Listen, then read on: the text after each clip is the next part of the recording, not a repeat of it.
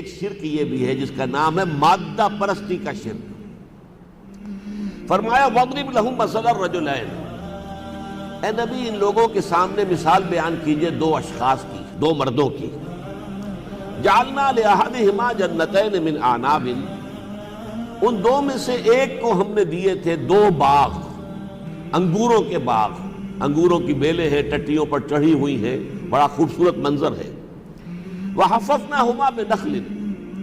اور انگوروں کے دونوں باغوں کے گرد ہم نے باڑ لگا دی تھی کھجور کے درختوں کی۔ اب کھجور کا درخت اونچا اونچا درخت ہے، وہ باڑ لگی ہوئی ہے تو گویا کہ کوئی اگر لو چل رہی ہے تو اس سے بھی کچھ نہ کچھ پروٹیکشن دے گی اس انگور کے باغ کو، وہ آندھی آ رہی ہے تو اس سے بھی کچھ پروٹیکشن مل جائے گی۔ حففناہما، گویا کہ چار دیواری کھڑی کر دی ہم نے انگور کے ان باغوں کے چاروں طرف جو کھجور کے درختوں کی۔ وجعلنا بینہما زرعا، اور ان دونوں باغوں کے درمیان ہم نے کھیتی بھی پیدا کر دی، گندم بھی اگ رہی ہے یا اور بھی کوئی اجناس جو ہیں اگ رہی ہیں، زراعت بھی ہو رہی ہے۔ کلتا الجنتین آتت اکلہا ولم تظلم منہ شیئا، یہ دونوں باغات اپنا پھل لاتے تھے عین وقت کے اوپر۔ ہمیشہ وہ دیکھتا ہے کہ وقت کے اوپر انگور جو ہیں لگے ہیں، پک گئے ہیں، ان کو پھر وہ توڑتا تھا، جو بھی کرتا تھا اس سے، چاہے وہ کوئی وہ مشروب بناتا تھا، شراب کشید کرتا تھا، وغیرہ وغیرہ۔ کلتا الجنتین آتت اکلہا ولم تظلم منہ شیئا، وہ اپنا پھل لاتے تھے اور ان میں سے کسی شے میں کوئی کمی نہیں کرتے تھے۔ وَكَانَ لَهُ ثَمَرٌ وَفَجَّرْنَا خِلَالَهُمَا نَهَرًا، اور یہ کہ ہم نے ان دونوں باغوں کے درمیان ایک ندی بھی رواں کر دی تھی، پانی بھی چل رہا ہے۔ اب دیکھیے اس اعتبار سے اس کے مادی وسائل جو ہیں وہ بہت مکمل ہیں۔ آج تو آپ کہیں گے نا دو کارخانے، دو بڑی ملیں، ایک زمانے میں جب کہ اصل اکانومی ایگریکلچرل اکانومی تھی تو گویا کہ یہ شخص بہت مالدار، بہت ہی اس کو کہا جائے گا ذو حظ عظیم، جیسے قارون کی قوم نے کہا تھا قارون کو کہ یہ بڑا خوش قسمت ہے، بڑا نصیبے والا ہے، تو یہ گویا کہ اپنے معاشرے میں بڑا صاحب نصیب، بڑا خوش قسمت، بڑا صاحب ثروت آدمی تھا کہ دو باغ ہیں اس کے انگوروں کے جو ہر موسم پر اپنا پھل لا رہے ہیں، کبھی کوئی اس میں کمی نہیں ہوتی۔ اور پھر یہ کہ کھجوروں کے درخت لگے ہوئے ہیں، کھجور بھی پھل دے رہی ہے، کھیتی بھی ہے، اجناس بھی موجود ہے، غلہ بھی ہو رہا ہے۔ پھر یہ کہ پانی کا مستقل نظام ہے، اللہ نے مستقل اریگیشن کا نظام جو ہے دونوں کے مابین جو ہے ایک ندی بہہ رہی ہے۔ وَكَانَ لَهُ ثَمَرٌ، اور اس کا پھل بھی تھا۔ اب یہاں اصل میں دو معنی کیے گئے، ایک تو یہ کہ باغ جو ہے وہ پھلا ہوا تھا پوری طرح، بہار دکھا رہے تھے، اس کی جو فصل ہے وہ بہار پر تھی، اور ایک یہ مفہوم ہے، میں اس کو زیادہ ترجیح دیتا ہوں کہ انسان کا بھی پھل ہے اس کی اولاد، اس کی اولاد بھی تھی کثرت کے ساتھ۔ اور یہ بھی آپ کو معلوم ہے قدیم زمانے میں یہ ایک بہت بڑی یوں سمجھیے کہ قابل عزت بات شمار ہوتی تھی، کسی کے بیٹے زیادہ ہو۔ بنینا شہودا، سورہ مدثر میں بھی اللہ تعالیٰ نے جو گنوائے ہیں ولید ابن مغیرہ پر اللہ کے جو جو احسان ہوئے، بنینا شہودا، بیٹے جو سامنے موجود بھی رہتے تھے، کہیں ایکسپورٹ نہیں کیے گئے تھے امریکہ کو یا دبئی یا کسی اور جگہ، بلکہ وہ ان کے پاس، ان کے سامنے، ان کی نگاہوں کے سامنے، ان کی آنکھوں کی ٹھنڈک بنے رہے وہ بیٹے۔ تو یہاں فرمایا کہ اس کے اولاد بھی تھی، میرے نزدیک یہ معنی ہے، واللہ عالم، لیکن بعد میں آگے جا کر اس کی تائید ہو جائے گی۔ فَقَالَ لِصَاحِبِهِ،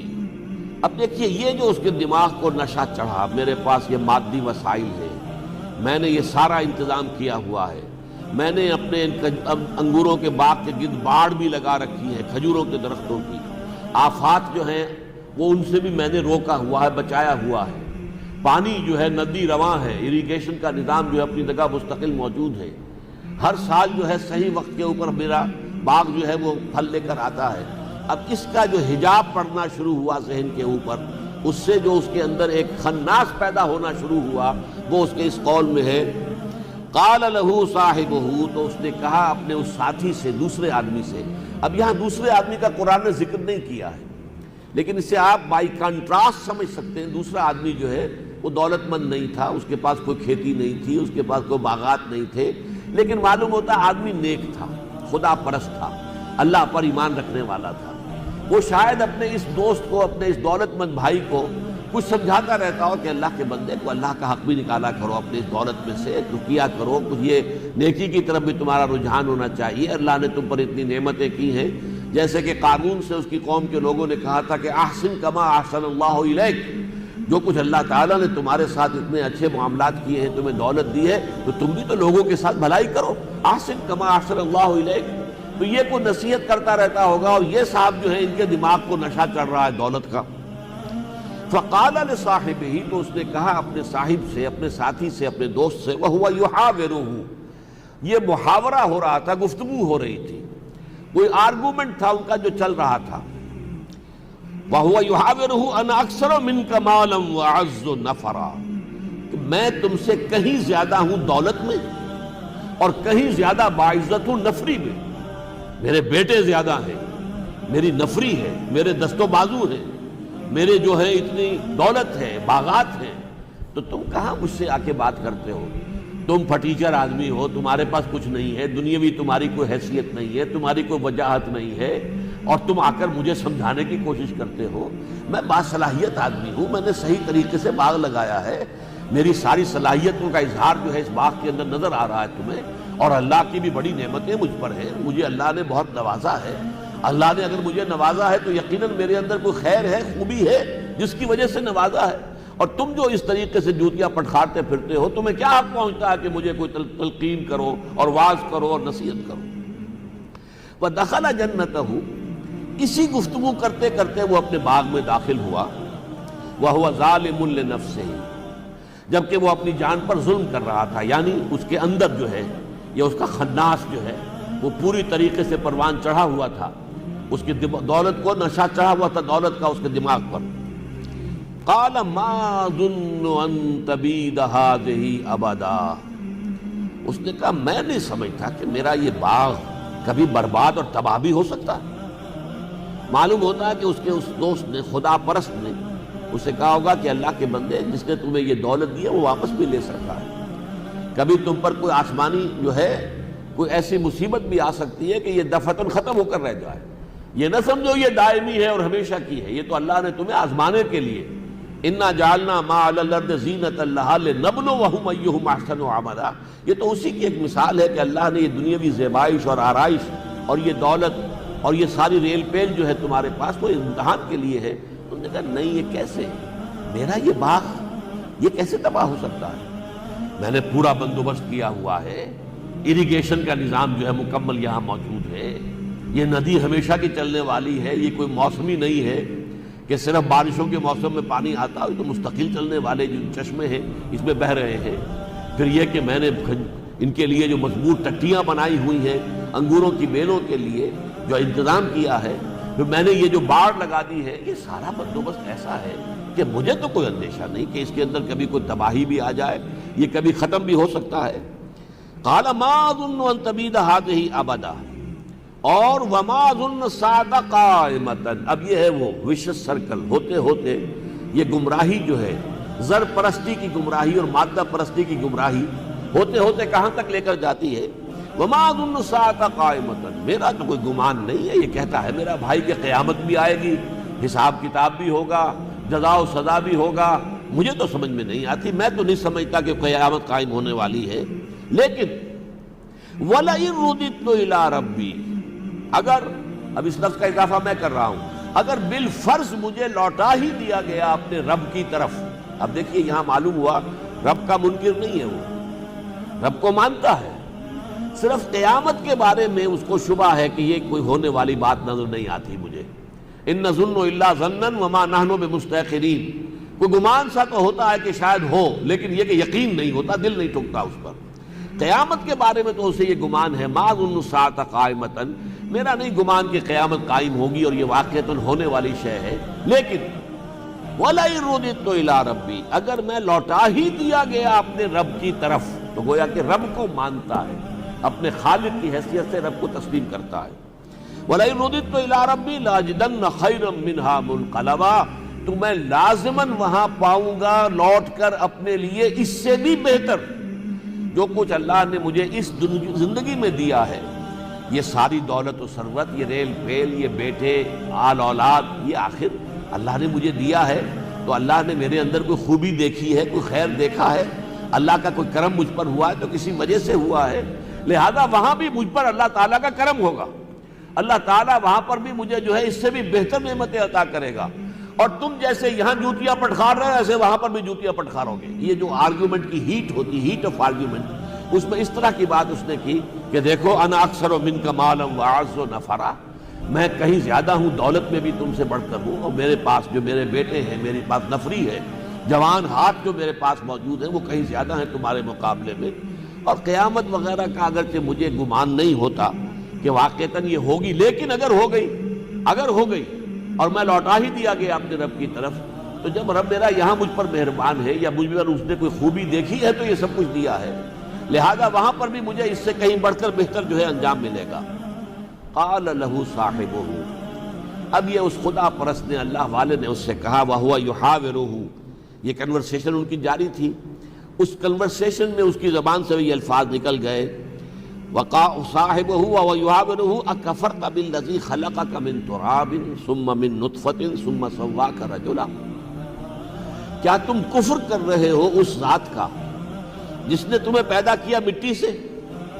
اور پھر ایک نطفے سے اور پھر تمہیں بنا کر کھڑا کر دیا پورا مرد، پورا انسان. اس اللہ کا تم کفر کر رہے ہو، اللہ تعالیٰ کی قدرت کا انکار کر رہے ہو. تم یہ سمجھتے ہو کہ قیامت کا ہونا جو ہے کچھ سمجھ میں آنے والی بات نہیں ہے. میں نہیں سمجھتا کہ قیامت ہو. یہ مضمون ہمارا پچھلی دفعہ کا، پچھلے مہینے کا جو ہے مین ٹاپک یہی تھا کہ یہ جو انسان کی تخلیق کے مراحل ہیں اور ان کے حوالے سے اس بات قیامت اور جزا و سزا، بالکل وہی یہاں ایک چند الفاظ میں آ گیا ہے، اکفرت بالذی خلقک من تراب ثم من نطفۃ ثم سواک رجلا. یہ در حقیقت تم کفر کر رہے ہو اللہ کا، انکار کر رہے ہو اس کی قدرت کا. لیکنہ اللہ ربی، تمہارے معاملے کے برعکس میرا معاملہ تو یہ کہ میں اسے اللہ کو اپنا رب سمجھتا ہوں. ولا اشرک بربی احدا، اور میں اپنے رب کے ساتھ کسی کو شریک نہیں کرتا. اب یہاں سوال پیدا ہوگا کہ اس اللہ کے بندے نے جو کہا کہ میں شرک نہیں کرتا، تو گویا کہ اس دوسرے آدمی میں کوئی شرک تھا جس کی کہ یہاں نفی ہو رہی ہے. وہ شرک کون سا تھا؟ کسی معبود کا نام نہیں، کسی لات اور عزا کا نام نہیں، کسی منات اور حبل کا نام نہیں، کسی خدا کی بیٹیوں کا نام نہیں، کسی اللہ کے بیٹے کا کچھ بھی نہیں. پوری اس میں کہیں کسی بھی شرک جسے ہم شرک سمجھتے ہیں، جو شرک جلی اور جو ہمارے اعتقادی شرک کی مختلف قسمیں، ان میں سے کسی کا بھی یہاں پر کوئی گزر ہی نہیں، کوئی امکان ہی نہیں، کوئی تذکرہ ہی نہیں، کوئی شائبہ ہی نہیں. تو کیسے ہو رہا؟ یہ آگے چل کر بات کھلے گی. ولا اشرک بربی احدا، میں اپنے رب کے ساتھ کسی کو بھی شریک کرنے کو تیار نہیں ہوں. ولولا اذ دخلت جنتک قلت ما شاء اللہ، کیوں نہ ایسا ہوا کہ جب تو اپنے باغ میں داخل ہوا تھا اور تو نے دیکھا باغ ہرا بھرا ہے، فصل بہار دکھا رہی ہے، منظر بڑا خوشنما ہے، تو تیری زبان سے الفاظ نکلنے چاہیے تھے ما شاء اللہ. یہ ہے اصل میں توحید کے کلمات. یہ سورہ کہف اس اعتبار سے بڑی ممیز ہے اور بڑی منفرد صورت ہے قرآن مجید کی کہ یہ جو توحید، عقیدہ توحید ہے، یہ اگر کسی کے اندر رچا بسا ہوا ہو عقیدے کے اعتبار سے، تو پھر کچھ مجلسی کلمات ہوتے ہیں کہ جو انسان کی زبان سے ادا ہوتے ہیں. کہیں کوئی خوبی دیکھی، کوئی خیر دیکھا، کوئی حسن دیکھا، تو کیا کہے گا انسان؟ سبحان اللہ. عام آدمی کہے گا کہ بھئی یہ تو پھول تم نے خوبصورت دیکھا تھا، پھول کی تعریف کرتے. یا کوئی اور منظر آپ نے بہت عمدہ دیکھا تھا، اس کی تعریف کرتے. سبحان اللہ، اللہ پاک ہے. کیوں کہ یہ ساری خوبی یہ در حقیقت مظہر ہے، ذات باری تعالیٰ کی خوبیاں ہیں کہ جنہوں نے اس کی تخلیق کے اندر اپنے آپ کو نمایاں کیا ہے. یہ تو مظاہر ہے ذات باری تعالیٰ کا. اصل حسن جو ہے وہ تو اللہ کا ہے. اسی طرح دیکھیے، آپ کو پیاس لگی ہوئی تھی شدید، آپ کو ٹھنڈا پانی کا گلاس مل گیا، آپ نے پیا، آپ نے کہا الحمدللہ. بظاہر تو یہ اسباب کا پانی کی تعریف کی جانی چاہیے تھی. بھائی پانی بہت بڑی شے ہے، اس نے میری پیاس بجھا دی. میری اندر جو ایک بے کلی تھی، بے چینی تھی، اندر ہی اندر سے محسوس ہوتا تھا کہ جیسے کوئی جان کو کھینچ رہا ہو، یہ ساری چیز پانی کے اس گلاس سے رفع ہو گئی. تو جہاں تک مادی اسباب کا تعلق ہے وہ پانی ہے. یا آپ کو بھوک لگی ہوئی تھی، کمزوری تھی، ذوف تھا، کھانا کھایا، الحمدللہ الحمدللہ الذی اطعمنا وسقانا وجعلنا مسلمین. لیکن آپ کہتے ہیں الحمدللہ کیوں؟ کہ بھئی یہ ساری چیزیں اللہ نے پیدا کی ہیں. پانی میں یہ بس پانی کا اپنا نہیں ہے، بلکہ یہ اللہ تعالیٰ نے اس میں پیدا کیا ہے، لہذا تعریف کے لائق پانی نہیں ہے، اور حمد اور شکریہ کا مستحق پانی یہ کھانا نہیں ہے، بلکہ اللہ کی ذات ہے۔ اسی طریقے سے اسی سورہ مبارکہ میں وہ واقعہ بھی آیا ہے کہ حضور صلی اللہ علیہ وسلم سے جب سوالات کیے گئے امتحانی انداز میں کہ یہ بتائیے روح کی حقیقت کیا ہے، یہ بتائیے ذوالقرنین کون تھا، اور یہ بتائیے اصحاب کہف کا قصہ کیا تھا، تو حضور نے جیسے کہ عادتاً ہوتا تھا کہ حضرت جبرائیل روزانہ ہی آتے تھے، آپ نے اسی پر اعتماد کرتے ہوئے کہہ دیا کہ ٹھیک ہے میں کل بتا دوں گا تمہیں۔ دل میں یہ خیال ہوا کہ جبرائیل روزانہ آتے ہی ہیں، آئیں گے، میں کہہ دوں گا کل بتا دوں گا، کل جواب دے دوں گا تمہیں۔ اللہ تعالیٰ کو یہ بات اچھی نہیں لگی، اللہ کا نبی اور انشاءاللہ کے بغیر کہے،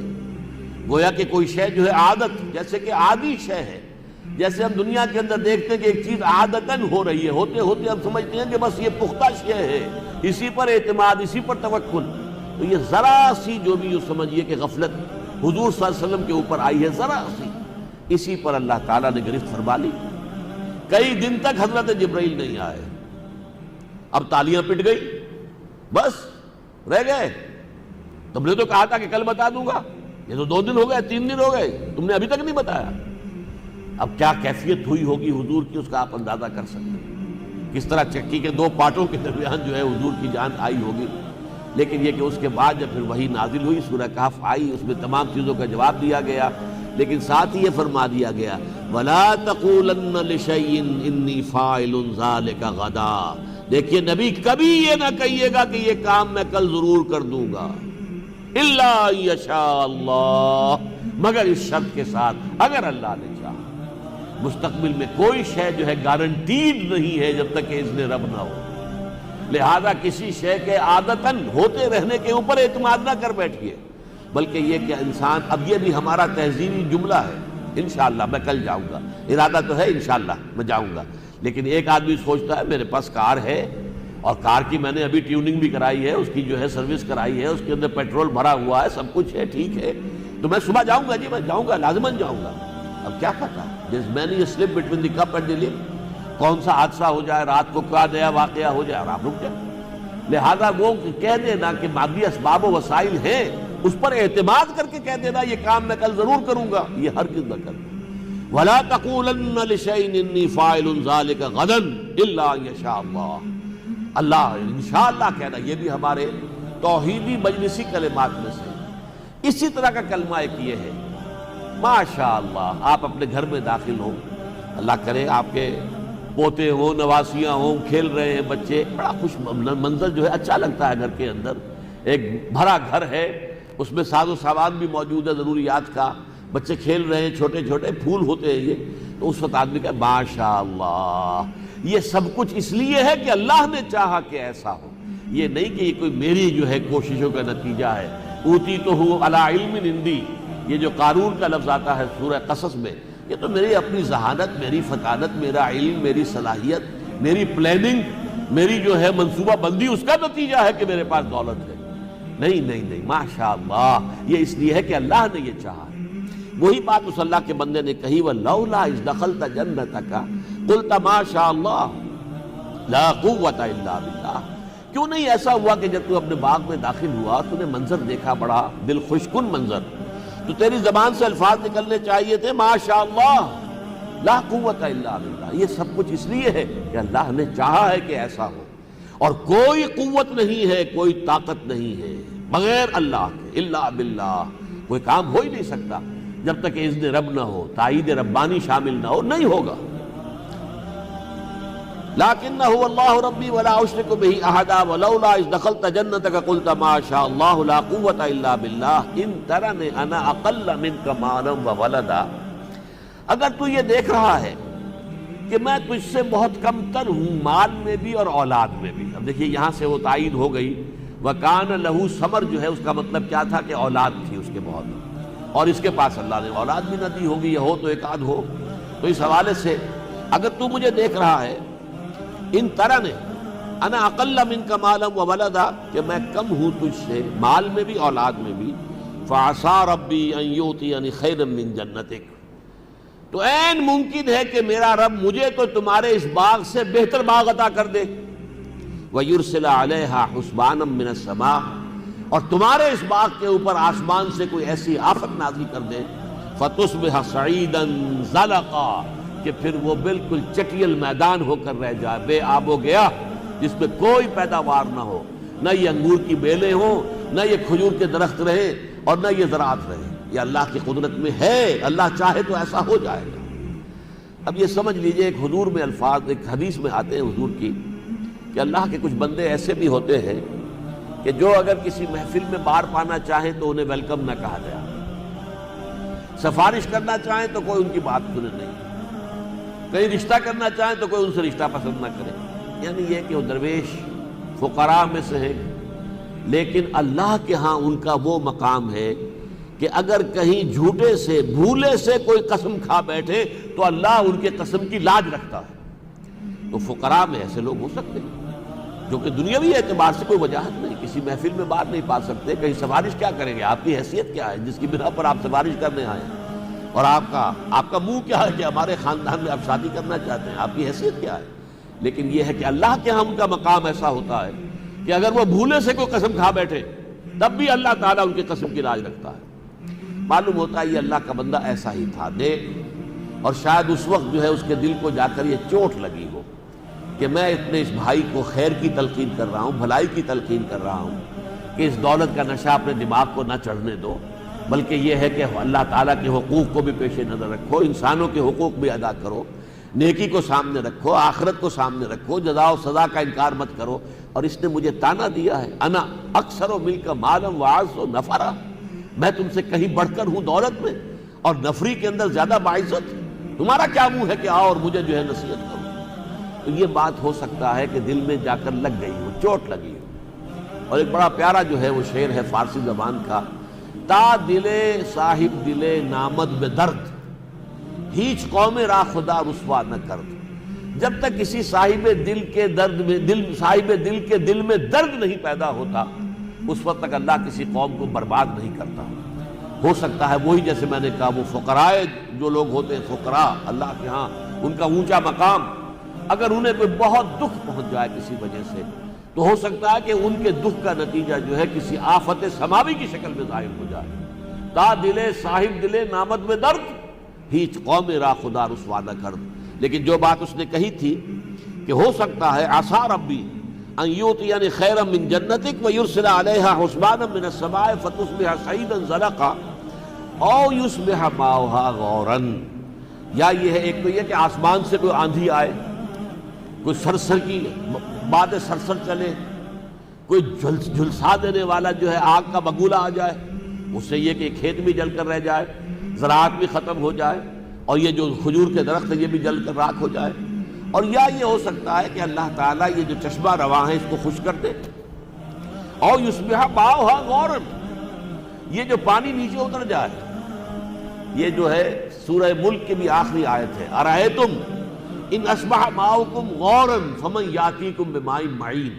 اور آج کل یہ جو الفاظ ہیں یہ بہت بامانی ہو گئے ہیں، دنیا میں پانی کی بحیثیت مجموعی قلت ہو رہی ہے۔ آپ سنتے ہوں گے اخبارات میں آتا کہ آئندہ جنگیں جو ہے پانی پر ہوں گی، یہ پیٹرول والی جنگیں ختم ہو جائیں گی جو اس عرصے میں ہوئی ہیں، اب جنگیں جو ہوں گی پانی پر ہوں گی، پانی کی مقدار کچھ کم ہو رہی ہے، اللہ کی کوئی حکمت ہے، اللہ کی طرف سے کوئی پکڑ ہے۔ تو سورہ ملک ختم ہوتی ہے، ارأیتم ان اصبح ماؤکم غورا، اگر یہ تمہارا پانی جو نیچے اتر جائے، اب برف نہیں پڑی، بارشیں نہیں ہوئی، لہذا دریاؤں میں پانی کہاں سے آ جائے گا؟ وہ پہاڑ جو ہیں گنجے کھڑے ہوئے ہیں جن کے اوپر جو ہے وہ سفید جو ٹربن ہوتی تھی، ان کی پگڑی بندھی ہوتی تھی برف کی، وہاں پہ برف گری نہیں، پانی کہاں سے آئے گا؟ اور آپ کا گراؤنڈ لیول کا پانی جو ہے اس کا بھی نیچے پانی جو ہے لیول گرتا چلا جا رہا ہے، اس کا کہاں سے لائے؟ کب تک آپ کے ٹیوب ویل کھینچیں گے؟ کب تک وہ پانی جو ہے وہ آپ کو ان کنوؤں کے ذریعے سے ملے گا؟ اگر خدا نہ خواستہ اگر تو یہ کوئی ٹیمپریری فیز ہے تو بات دوسری ہے، لیکن اگر یہ معاملہ بڑھ گیا تو کیا نتیجہ نکلے گا؟ وہی بات اس اللہ کے بندے نے کہی، او یصبح ماؤہا غورا، یا یہ کہ اس کا پانی جو ہے اس چشمے کا جس سے یہ سیراب ہو رہے ہیں تیرے باغات، اگر وہ کہیں گہرا زمین میں اتر جائے، فلن تستطیع لہ طلبا، اور پھر تیرے لیے کوئی امکان نہ ہو کہ اسے واپس کھینچ کر لے آئے اسے طلب کر لے، اسے سمن کر لے، دوبارہ پانی کو بلا لے۔ اس کی زبان سے ان الفاظ کے نکلنے کا نتیجہ کیا نکلا؟ وَأُحِيطَ بِثَمَرِهِ، اس شخص کا سارا کارخانہ جو ہے اللہ نے برباد کر دیا۔ فرض کیجئے اولاد بھی ختم ہو گئی ہو، کوئی ایسی، ابھی آپ نے اخبار میں خبر پڑھ لی 11 افراد شاہی محل کے اندر، ایک خاندان کے پورے 11 افراد ختم ہو گئے، بیٹے ختم ہو گئے ہوں کسی بھی ایسی آفت سے۔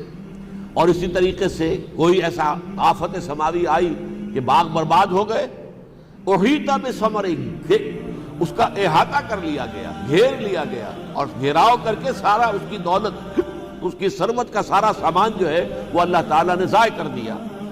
فَأَصْبَحَ يُقَلِّبُ كَفَّيْهِ عَلَى مَا أَنفَقَ فِيهَا، اب وہ رہ گیا اپنی ہتھیلیاں ملتے ہوئے، میں نے کیا کیا کچھ اس میں انویسٹمنٹ کی، کیا کچھ خرچ کیا، کتنی محنت کے ساتھ یہ انگور کے باغ لگائے تھے، کتنی مشقت کے ساتھ یہ جو ہے کھجور کے درخت یہاں پہ بوئے تھے اور کھڑے کیے تھے، کس طرح انہیں پالا پوسا ہے، یہ ساری محنت، ساری انویسٹمنٹ، ساری میری جد و جہد ضائع ہو گئی۔ اصبح یقلب کفیہ علی ما انفق فیہا وہی خاویۃ علی عروشہا، اور وہ جو باغات تھے اس کے، کیونکہ وہ بیلیں جو ہوتی ہیں انگور کی وہ ٹٹیوں پر چڑھائی جاتی ہیں، لہذا وہ گری ہوئی تھی اور ان کے اوپر وہ بیلیں پڑی ہوئی تھی، خاویۃ علی عروشہا، وہ اپنی ٹٹیوں پر الٹی پڑی ہوئی تھی بیلیں۔ وَيَقُول، اور اب اس نے کہا، یا لیتنی لم اشرک بربی احدا، ہائے کاش کہ میں نے اللہ کے ساتھ، اپنے رب کے ساتھ کوئی شرک نہ کیا ہوتا، کسی کو شریک نہ ٹھہرایا ہوتا۔ اب اس پورے معاملے میں قابل غور مسئلہ یہ کہ کون سا شرک یہاں تھا؟ کسی لات، عزا، منات کسی کا تذکرہ نہیں، خدا کے سوا اس نے کسی لکشمی بائی کا، لکشمی دیوی کا کسی کا نام نہیں لیا کہ اس کی کرپا سے ہے یہ سب کچھ نہیں، اللہ نے۔ اگر میں لوٹا دیا گیا اپنے رب کی طرف، اس معنی میں موحد ہے، منکر اللہ کا نہیں ہے، اللہ کو مانتا ہے، اپنا رب مانتا ہے، اپنا مالک خالق مانتا ہے، لیکن یہ دولت، یہ مادی اسباب و وسائل، اور یہ جو ان کا مسلسل دائم اور قائم رہنا ہے، اس کا نتیجہ کیا نکلا کہ دماغ کے اندر فتور پیدا ہوا، خناس پیدا ہوا، اور وہ وشو سرکل کی طرح بڑھتا ہوا۔ اس نے سمجھا کہ بس یہی حق ہے، یہ دائمی ہے، یہ ہمیشہ رہے گا، اس پر کوئی آفت نہیں آ سکتی۔ اور پھر ظاہر بات ہے مجھے اگر سب کچھ اللہ نے یہ دیا ہے تو کچھ نہ کوئی خیر میرے اندر ہے، میری کوئی بات اللہ کو پسند ہے، اس کی نگاہ کرم ہے، تو وہ نگاہ کرم یہاں ہے تو وہاں کیوں نہیں ہوگی؟ اگر بالفرض مجھے لوٹا بھی دیا گیا اللہ کی طرف تو مجھے یقیناً یہاں سے بہتر وہاں مل جائے۔ یہ سارا جو ہے پیچ در پیچ، جسے وشو سرکل کہتے ہیں، یہ مادہ پرستی کا وہ سارا یوں سمجھئے خناس ہے، یہ شرک ہے اس دور کا سب سے بڑا شرک، مادہ پرستی۔